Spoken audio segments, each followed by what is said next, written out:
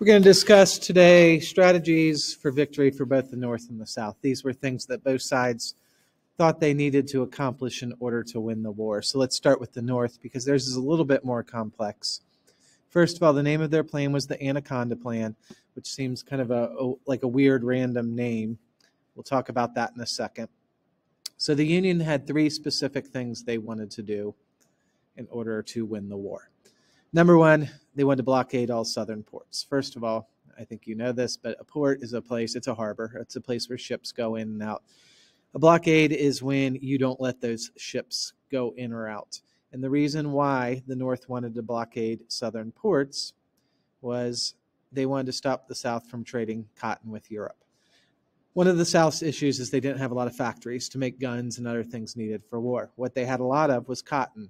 So their plan was to ship the cotton to Europe, sell it. In return, they would get guns brought back across.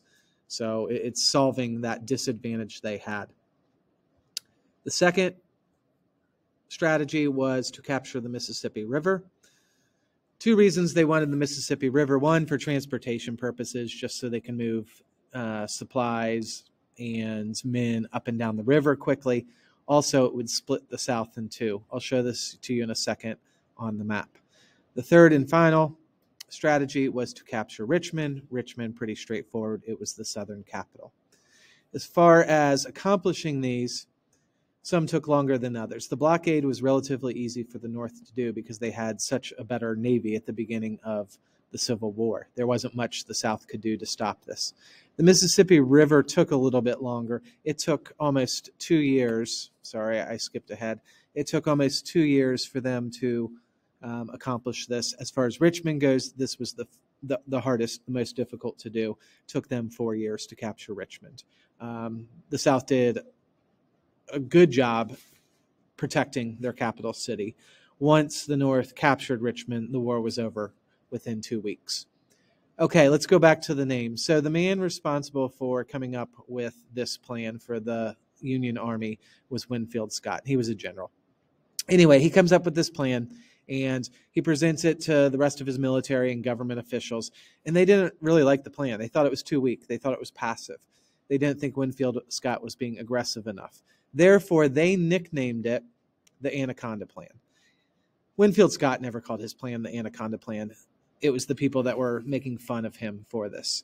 And the reason they called it the Anaconda Plan was an anaconda is a snake, and in order to kill its victim, it wraps itself around its victim's body, and it slowly squeezes and squeezes and squeezes, and eventually the person suffocates to death. Anyway, if you ever get attacked by an anaconda, you're not dead within a couple minutes. It can sometimes take hours. So they were hoping, the other officials were hoping for a plan where it's not going to take days and days and months and years to defeat the South, but something that's a lot quicker. So hence the name Anaconda Plan. And I'll put this back up here. Now, the second time through, the second time seeing this, this should make more sense. Okay, so visually, they wanted to blockade the southern ports. This is a little bit deceiving. When you look at this, it makes it look like the North put naval ships all and up and down the coast. That wasn't the case. They just targeted key ports. For instance, where it says Fort Sumter, that's Charleston, South Carolina. That was a big southern port, so they would just blockade this port. If there was another important port up in North Carolina and Virginia, they would blockade that. They blockaded down at the mouth of the Mississippi River in New Orleans.